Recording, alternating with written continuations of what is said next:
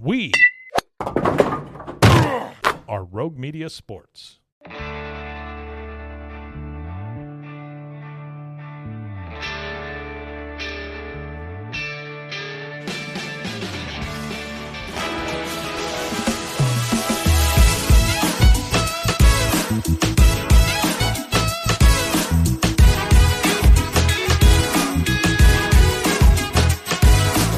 Welcome to a special edition of the Doomsday podcast. Look at this. We got one of the great golfers in the world, certainly one of the great pass rushers in NFL history, Hall of Famer DeMarcus Ware, joining us here at the NorthPark location. Yes. Travis Mathew, brand new store. Got ping pong tables. I think Matt says he can take you in ping pong. I'll take you in shuffleboard. Now the Cowboys are having OTAs. Yes, they are. And CeeDee Lamb's not there.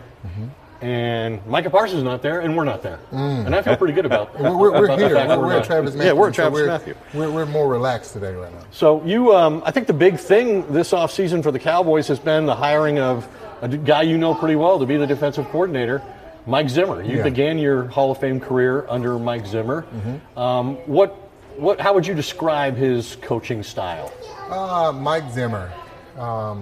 I remember when I first came to the Dallas Cowboys, he was a defensive coach there at the time, and it was one of the strictest but most dominating ways to get the guys to bring out their true character in the player, right? And he meticulously goes through the corners, the linebackers, the defensive ends, and brings out the best in the players from his scheme.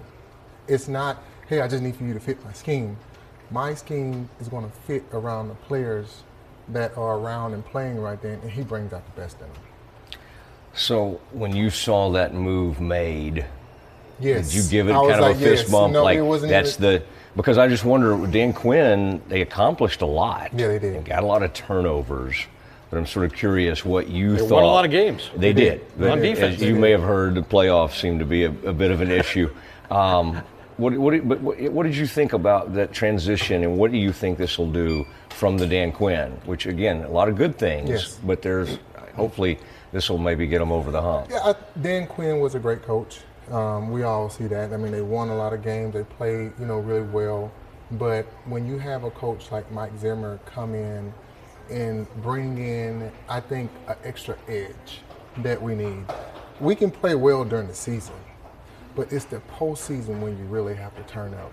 And that's how, and I've learned from Mike Zimmer, from OTAs, the mini camps, the training camps, he turns up the first day and it doesn't turn off. And that's what we need coming into the Dallas Cowboys, because we're still like a little bit of a younger team. We get the glitz and glamour during the season, and then the postseason hits. It's like, oh, we got this. No, not with Mike Zimmer.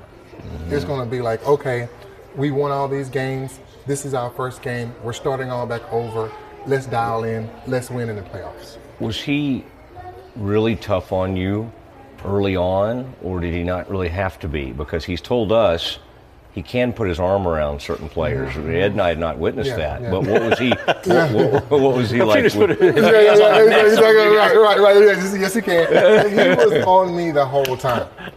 The whole time I was there with Zimmer. It was, okay, DeMarcus, I know how great you are. I know you're a great player, but what have you done for me lately? I have forgotten about the OTAs, what you did.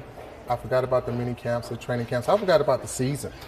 So what are you going to do for me this game? And it was living in the now moment. And he doesn't think about the past. He doesn't think about the future. What are you doing right now? And he was always on me right then. And so that's what I liked as a player, because I remember when Bill Parcells, playing with Bill Parcells, they were like, if he doesn't talk to you, you doesn't mean anything to him. And with Zimmer, it was every day, and he was on it. And I think it'll be interesting to see. Darren Woodson says the players are in for a culture shock. They are. It's not going to be a country club. It's not good old boys. There's going to be real accountability, and there might be an occasional cleat in the rear end. A cleat or a cuss word from time to time. I know exactly the word. I can hear it coming out over and over again to those guys. Yeah, exactly. Everybody knows. But With Zimmer, the atmosphere of the Cowboys are going to change, not just from the practice field and the games. It's going to change in the locker room, and from who's leading what, who's having ownership over the team, and what are we doing on our spare time. We're not playing pool. We're not playing arcade games. We're not getting haircuts. We're studying film. And everybody is in there at the same time. We might have a donut from time to time, but it's all about football when it comes to Zimmer. Was Wade, though? Wade Phillips. Wade Yes, Phillips. yes. He That was was a good different for you, approach. though, because it was, you talk about a culture shock. Yeah, He was a totally different, different, totally sort of different. grandfatherly, but he also had a vision for you. Yeah. And so it was like you had the best of both worlds, right? You had somebody on you early, and then you had somebody who was maybe a little More relaxed. Yes. Yes. So with Zimmer, he was on me early, and during the games, he didn't say anything to me. Totally flipped, black and white with Wade. He was more of a player's coach when it came to, I'm going to groom you on the field, but one thing about Wade, he really turned up during the football games. That's when you really saw Wade. In the meetings, hey guys, this is what we need to do. But on the field, he was coaching during the games. A lot of coaches don't coach during the games. He's on the sideline. Usually coaches are in the booth. And he's like, hey, this is what we need to do. This is how we need to work it. I'm on the field. What do we need to change right now to benefit us? And that was one thing that was really cool about Wade because it was an ongoing thing. We're going to take a little walk around the Let's do store it. here in a Let's second, do it. but I want to ask one more thing Nice stuff before we move, and that is the approach Jerry Jones has taken to this offseason. Hasn't signed Dak to the lucrative extension, might force the quarterback to play the final year of his contract. Hasn't signed his head coach, Mike McCarthy, to an extension, might make him coach the final year of his contract. What kind of urgency or what kind of effect do you think that'll have on everybody if that winds up being the outcome? All of the fans for the Dallas Cowboys been asking for change, but when change happens, they can't accept it. So, for all the Dallas Cowboys fans out there, we didn't go and draft the best running back. We didn't go and draft the best quarterback or whatever position it was. It was like, let's change the atmosphere with what we have and see where we can go from here. We're going to get players here and there, but at the end of the day, when you have the best 11 working together, they can't be stopped. It's not about the highest draft pick or the names that you can add on to it. So we asked for a lot of change, and we're getting it. Can we accept it? You know what? There's an athlete in the Travis Mathew family that has his own line. An NFL player. Yeah, Wow. who's that? Yeah, is Yeah. it Reggie? Yeah, Reggie Bush. Yeah, Let's yeah. go take a look at what he's got. Yeah, let's see right what's over here. up. Yeah, I I've think seen you that guy have, at you the have, Saints. a I remember- memory from New Orleans. Oh my God! I think you that have was 2009. That was a game to where I shouldn't have played. And Neck injury? Yeah, neck injury, and I actually laid on the field paralyzed the game before, and everybody was raving about Reggie Bush, how amazing player he was. They were 13-0. There was no way the Dallas Cowboys was going to go out there and win against the Saints that year. And I remember walking into, what is that? What dome is that? Superdome? The Superdome. Mercedes-Benz Yeah, Superdome. Mercedes-Benz Superdome. But they were 13-0, and I wasn't going to play because I was laid on the field paralyzed the week before. And I went out there and I tried on the pads. And the rest was history. 2 sacks later, 2 forced fumbles. We ended up winning that game. I think they won the Super Bowl that year. But Reggie Bush was one of the guys that was a catalyst for that team. Phenomenal player. And both of us now are really getting into the golf game. It's a whole new deal. It still reminds me of football, the way you have to think about 1,000 things at one time. But you don't use as much as your body, and I don't have to put the And look at this body. Yes, sir. I mean, Ed, my Ed, gosh. easy. I got the clean gear on. Ed, control yourself. Yeah. I got the camouflage on today. Yeah. I think this is Reggie Bush's line here because I'm about to go to war. Not today, but later on in a couple tournaments that we're going to go. where are you in your golf game? I'll shoot 82. I can shoot 82, 83 consistently. I'm trying to break 80, and that goes. Has it down. happened yet? No. I need to do it in Tahoe, though. I need Oh, to do the it in Celebrity Tahoe. Golf Yes, Challenge. The Celebrity Yeah. Golf Challenge. That's the big televised one Yes. where all the great quarterbacks and coaches Oh, man. play. Mm-hmm. You got your John Smoltzes out there. Tony Romo's won it. Yes. Took him a while, but he It finally did, won yeah. that. There's a lot of great players out there. I'm not going to bust on Romo. What are you looking at me like that for? I thought he was getting ready to. These two guys right here, there I- is something else. I've been knowing these two guys for a really long time. It has been a We have a while. lot of memories together. Yeah. And we keep making memories. You know what? Mostly good. You know what I Mostly like about- positive. Yes, exactly. Yes. So Mosley is actually the guy who introduced me to Travis Mathew's Okay. clothing line a long time ago. I think his mom bought him a shirt for his birthday or something. Probably. Is that Anyway, the shirt? I Yeah, no, I this is admired it. new. He was telling me all about it. So I've really gotten into the brand, and it's pretty much all I wear. Like, Yeah. not just for golf. I play golf too. I have broken 80 a few times, not very many. But I Rub it in, wear rub it in, rub it in, I yeah. wear Travis. You know what else? It's a lifestyle line Yeah, because it is. I wear the slacks like both he has on. I mean, they fit me a little better than that. But the open to close, I have it like 4 colors. I put on a sport coat. I wear it to my Yeah. Cowboys game assignment Yeah. on Sunday Yeah. at the stadium. Or put on the shorts, wear them at training camp, you know, when you're out there in Southern California. Yeah, So- and that's what this brand really is bringing to, I would say, the new age of how we wear our clothes. When you want to go out, I can get formal. When I want to go golfing, I can put that on too. When I'm working out, I can put on a tank with shorts. So there is nothing that the Yeah. Travis Mathews brand isn't bringing to the game. And it's all about the equipment. Yeah.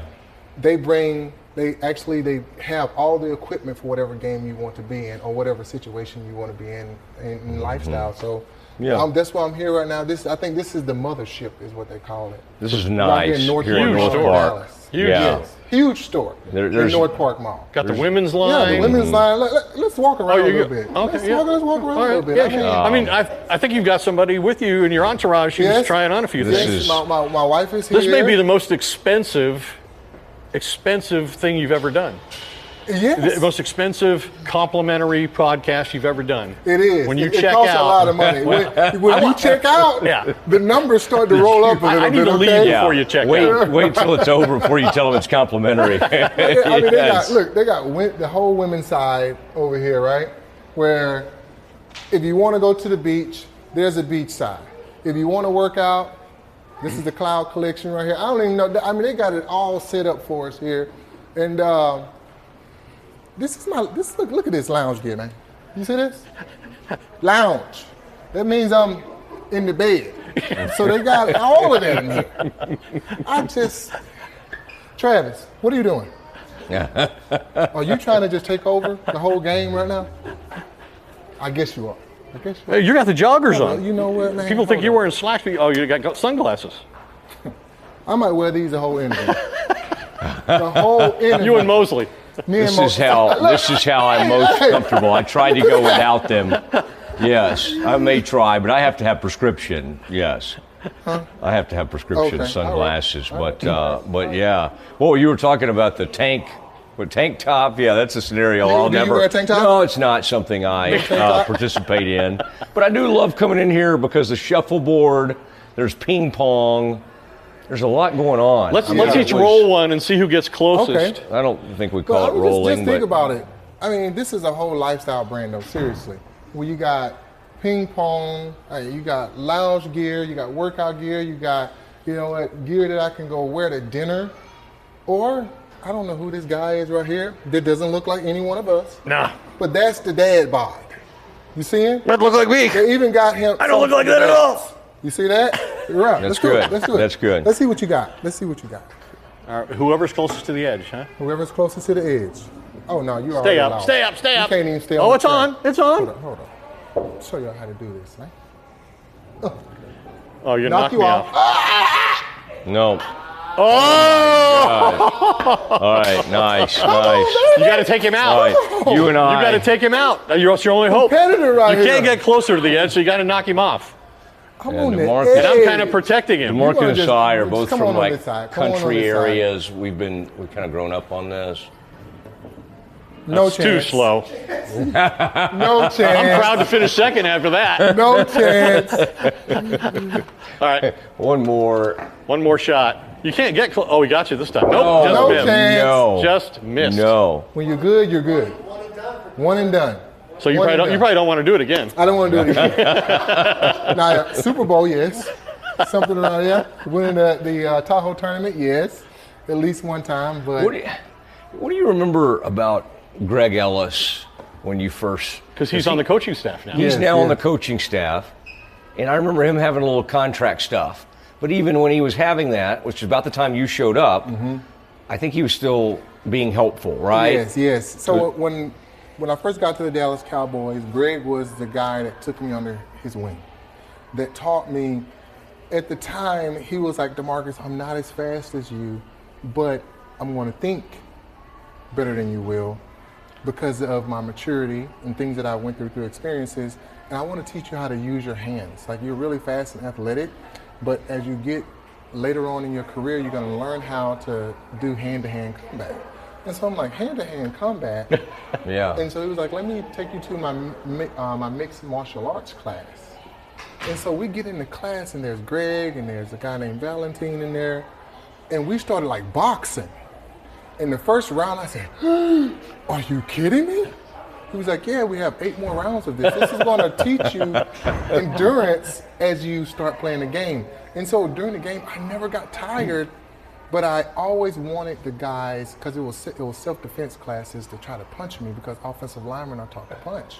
And I would just redirect everything, and they hated it. And so I got really good from what Greg taught me, the hand-to-hand combat. Well, that's what Zimmer told us last week, right? He said he's the best guy he's ever coached at using his hands. My God. Greg, we call him the side scissors. He used to side scissor every guy. In the long arm, he taught me that. And that was the move I used my whole career. No matter what, guys knew that I was going to do it, but they just couldn't stop it. And that's what Micah Parsons is apparently working on, and Micah Parsons right now. How much will that, do you think, help That's going to help him out a lot, because he can dip and rip lower than anybody that I know, like a Von Miller. But he has the power, the upper body strength, to be able to push those tackles back, so now he can get even further up under if they overset or underset him. So that's another arsenal that he can add to his toolbox. And the sky's the limit for Micah, and I always tell him, during the offseason, put more tools in your toolbox, because during the season you don't know who that's going to work against. They're used to seeing you doing the same thing over and over again. Yes, effective, but you got to bring something new every year, every once in a while, just to keep them honest. Are you glad you didn't have all that social media for most of, I mean, I guess it was there, but you weren't like a huge Twitter. I mean, he gets caught up in some of that from time to time, and maybe it fuels certain players. He has his own podcast. He does have his own podcast. Doesn't do as well as this one, but certainly it's not a Doomsday level. Yeah. But I think that the social media is watering down the sort of the image of the players. And the reason why I say that is the players are looking for validations from how many people are following me and a like, and that doesn't equate to anything on the football field. The only thing on the football field that talks is your performance and those pads when they hit each other. And that's what makes you like me. That's what makes you want to talk to me, because of my performance. But sometimes you get lost in the off-the-field things that can really be a distraction. You mentioned when you were talking about Micah's pass rush, how low he can get, and that was your trademark, I think. Wade Phillips. I remember him saying, I've coached I coached Reggie White, I've coached great players. I've never had a guy who had the bend that DeMarcus does, can get around the edge and get low where the offensive tackle can't block him. How would you describe that, and where does that ability come from? I think we always talk about being elastic. And we used to run this hoop all the time. I hated it. And it was like, how can you fight gravity when you have 340 pounds on you? And the lower you get, the more leverage you have, and you're able to get around the corner to get to the quarterback. There were times where the offensive lineman would try to punch me. I would get so low, and I don't know how, and I would come around the corner full speed and then gain speed as I get to the quarterback and run through them. And that's what a lot of players have to really get to, and a lot of players that ask me is, DeMarcus, how do you get that bend? And you got to practice it. It's the most mundane, simplest thing, but it got to become part of your arsenal in how you rush, because if you can get that low and be able to apply pressure in the easiest times, that's what it's about. Well, I remember when you showed up on the scene. Was it that Seattle preseason Yeah, game? interception. You're like, oh my gosh. Yeah. It was just like, this guy. Yeah. And then the early days of Parcells, that had to be interesting for you. Yeah. Just kind of getting to know him and the whole Merriman discussion and everything. Well, he didn't really like guys from small schools. He didn't. Right? He didn't. No. I remember him telling me when I first got to the Dallas Cowboys, he said, I don't like rec league players.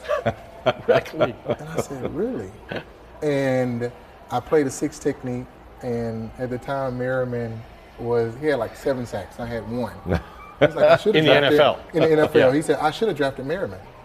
I said, I tell you what, Merriman plays a 9 technique, which is the outside technique that, you can rush from the outside, and I can play the run too. He said, I don't think you can do it. And so during the game, I remember this when I really gained the trust of Bill Parcells. I was in a 6 technique, head up the tight end, he released, I went up the field, I got a little pressure, and I was like, let me get outside. And he just said, I knew what that meant.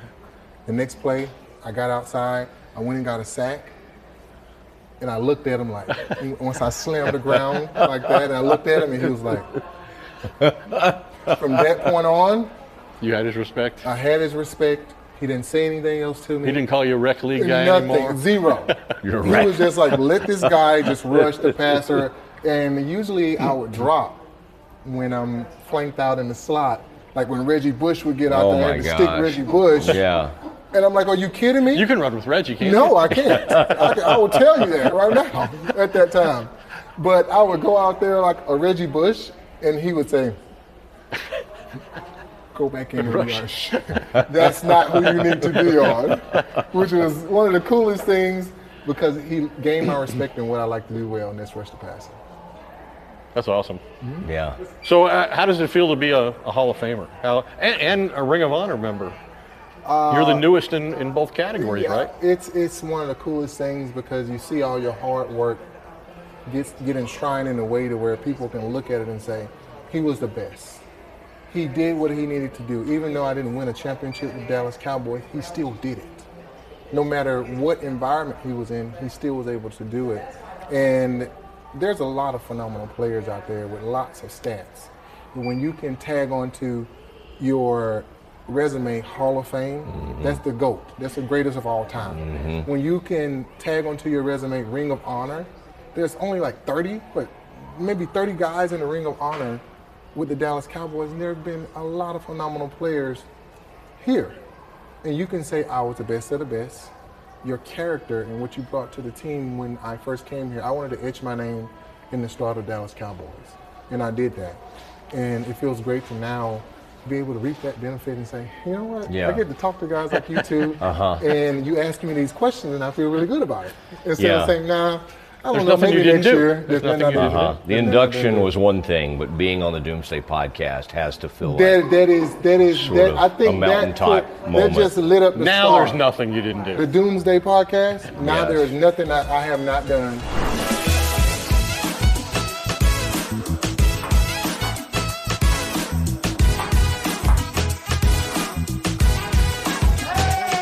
So my wife is here, my son's here, they're trying on clothes. And Yeah, they do have kids' clothes here, too. I see the kids' clothes. First right thing I here. walked in, my grandson, 9 years old, we're meeting him at the beach, his first beach Right. vacation. I'm like, I got to get him some Right. stuff. They got all the gear for Yeah. your babies, the kids, everybody. But I'm trying on these shoes. What right here. can you do in usually- those shoes? Is that can I is do? that? Yeah, I mean, I'm can walking in you? these. You're just going to kind of kick I'm around walking. town. But do you play golf? I Okay. hit a sand trap, every once in a while with these golf shoes on. Yeah. But I'm walking in the fairway, not on the fringe. You heard what I just said? I'm sitting on In I'm fairway. in the fairway. These are walking shoes. Okay? Yeah. Just with a little bit of You look grip. I don't very need much grip. comfortable. Yeah. I don't need much grip.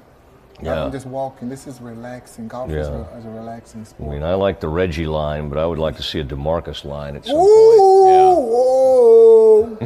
What did he say? Say that I one didn't more know. time. That's right. No, I know. Now I'm acting as your agent. I think Danny's going to take care of that. Yeah, Danny's going to take care of that. Uh-huh. Yes. And Sterling Chavez, the manager of the store, he's here. He's probably ringing up some customers right now. Oh, he's going to ring us up in a minute. But the number's going to be 0. It's going to be 0, all right, guys? Not 50%, but 0. I like that. And there's my wife right here. She's wearing. Oh, look at this. Some clothes. Oh, wow. Very nice. She has some baller gear on. Yes. Yeah. Yep. Yeah, you should. Yes. She needs some TM shoes. You should get that. She needs some TM shoes. Yeah, Travis. You hear it. You hear it. Yeah. No. Ed, we're next to an elite athlete. I don't know if that always. I'm trying to stay as far away as I It's can. the best thing for us. I was feeling okay about this shirt until you. Yeah. You look amazing. Where's your thank hat? you. Didn't they Thank give you a hat I to wish you wear? would have said that years ago. Where's that hat you were supposed to wear? Oh man, it's in the back. It's in the back. Nick Saban. Kind of a Nick Saban look Nick that I was going to Saban put line. on. I mean, he and I have a similar demeanor. Ooh. Oh, here we go. Yes, put the shades on. Put the shades on. All right. Put the shades All on. right. Is this right? Is this Yeah, correct? of course. I Okay. wouldn't do anything like that to you. Hold up. Scrunch it down. See, people don't understand style, okay? So do you see this right here? I mean, I think that's obvious. Do you see the flag underneath here? Yes. But see, they don't see the pop of the flag on your shirt. Ooh, okay. You see that? The complimentary. You added it yeah. all together, the red, white, and blue with Yeah. the hat and the shirt. What's happened to my We got career? Memorial Day coming up. We got Memorial Day. 4th of July Yeah. coming up. Yep. I'll tell you. This is And you're all set for the holidays now, pal. This is a big moment. Yes, for sure. You don't I even think have there's to no wear telling. sunblock now because They'll it's sit- gonna I I think your block. dermatologist will be very happy with this Yeah. I outfit. can't imagine how many of these they'll sell now. These will be flying. That's the off only one they shelf. have. Sorry. Yeah, that's you got the right. last one on the I hope shelf. they have plenty in stock. Yes. All right. Hey, I want to ask you one more thing, DeMarcus. Maybe Yeah. more than one thing, but I thought we'd finish on that. We were. That would never have been embarrassing for you. I'm trying to help you here.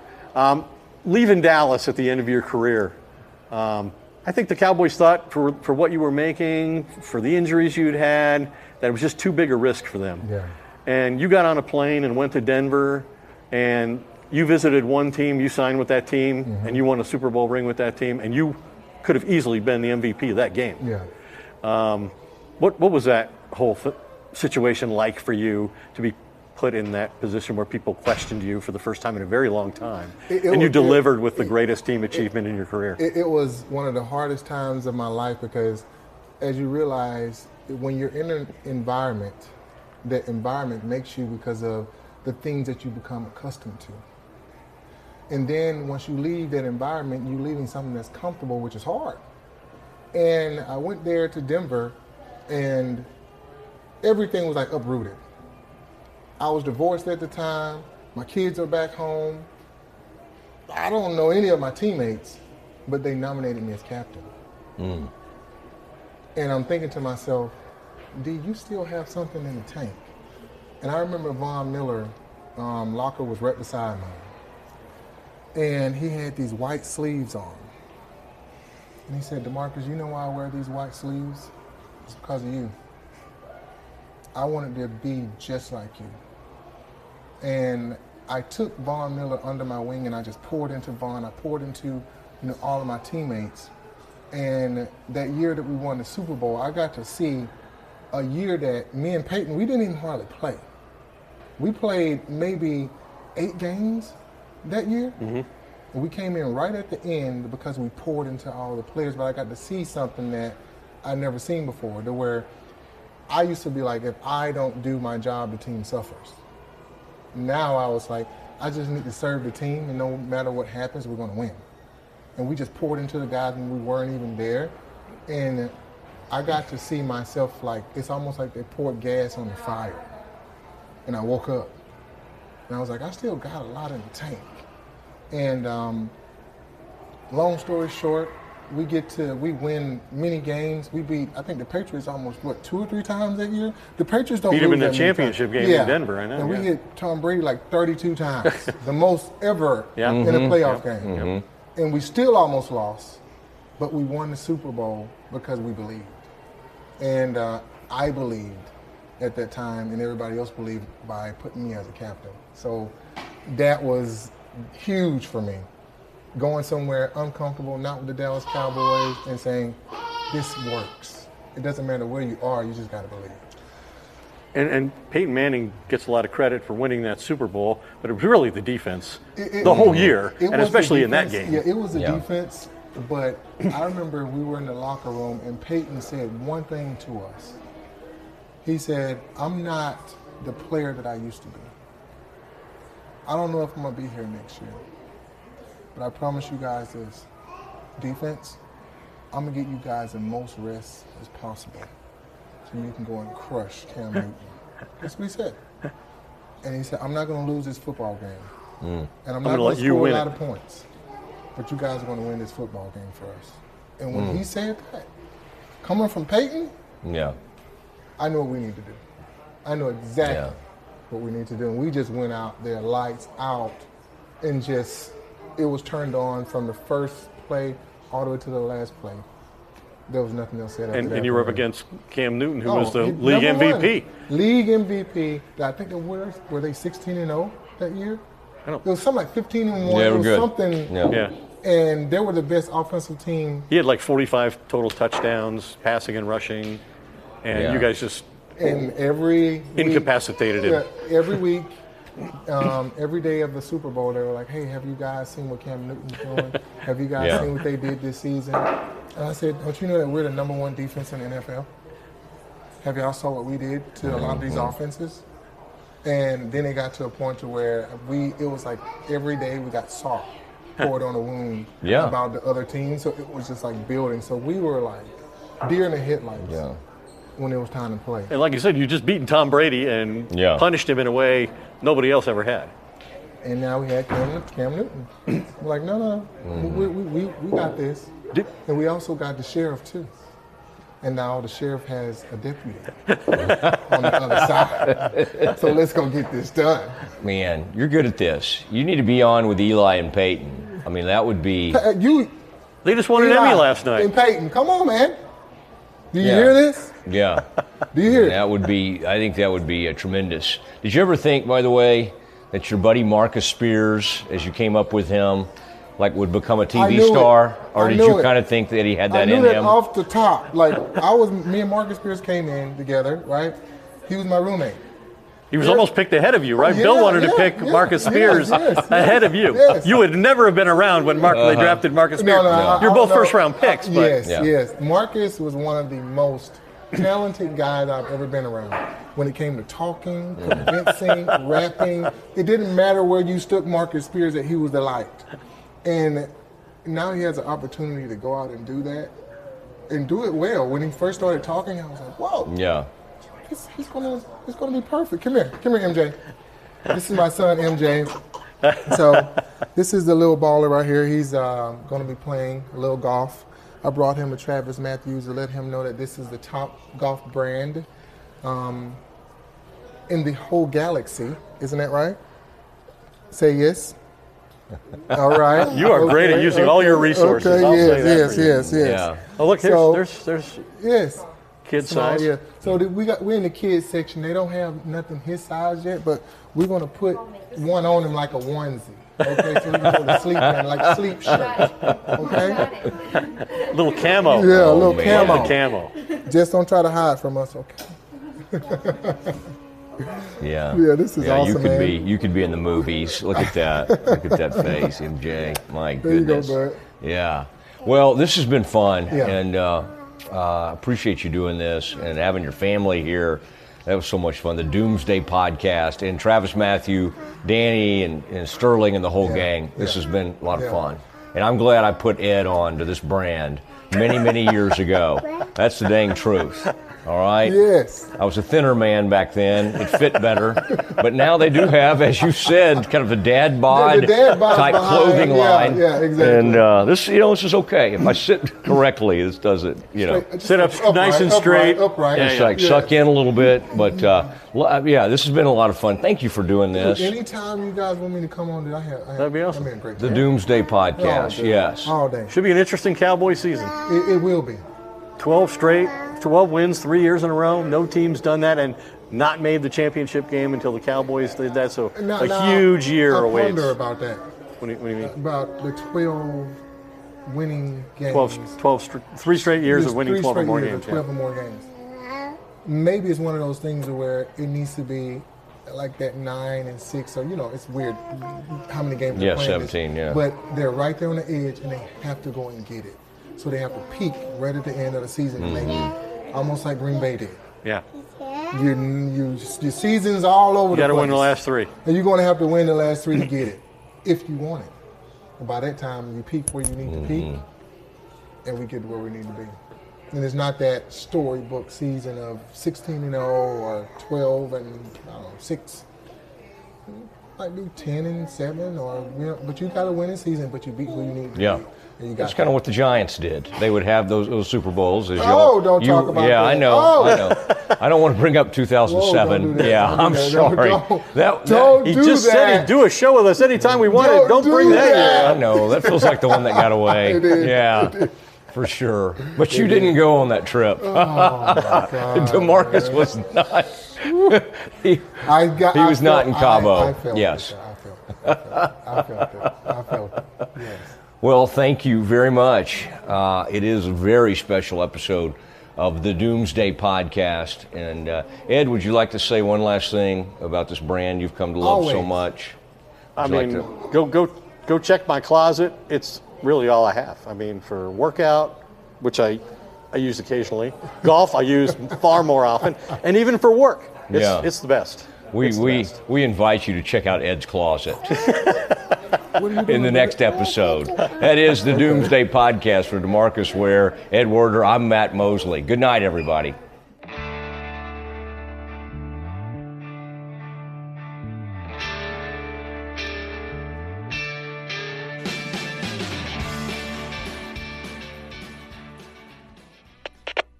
We are Rogue Media Sports.